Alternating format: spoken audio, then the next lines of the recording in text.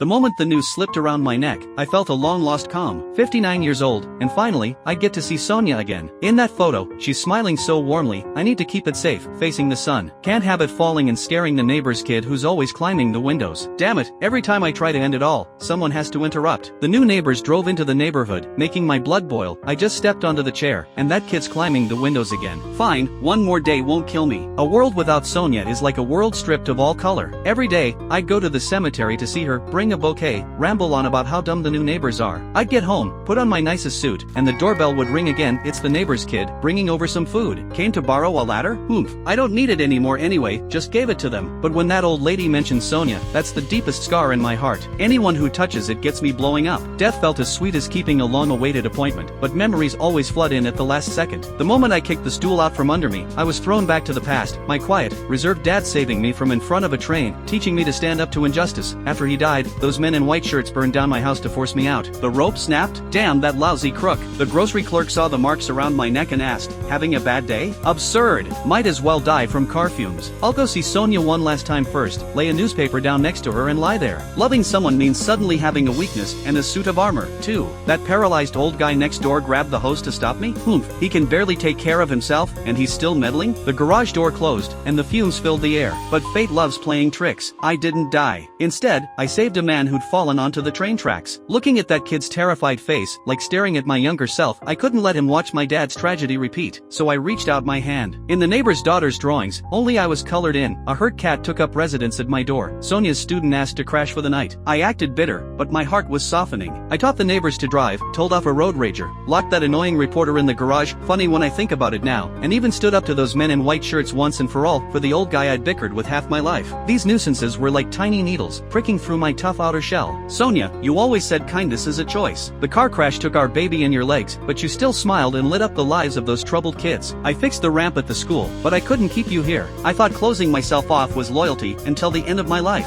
I held the neighbor's new baby, taught the neighborhood kids to identify spark plugs, just like my dad taught me back then. Turns out, you can pass on love even while you're alive. Finally, I got to lie in bed like I wanted. Died of a heart attack, not suicide. My will said, bury me with Sonia, make sure the cat gets tuna, leave the house and money to that dumb neighbor and the kids, and no cars in the neighborhood. The funeral was packed? Never would have guessed. My life was long enough to go through all kinds of hardships, and short, too short enough to only love you. Sonia, I'm coming. This time, no one can bother us anymore.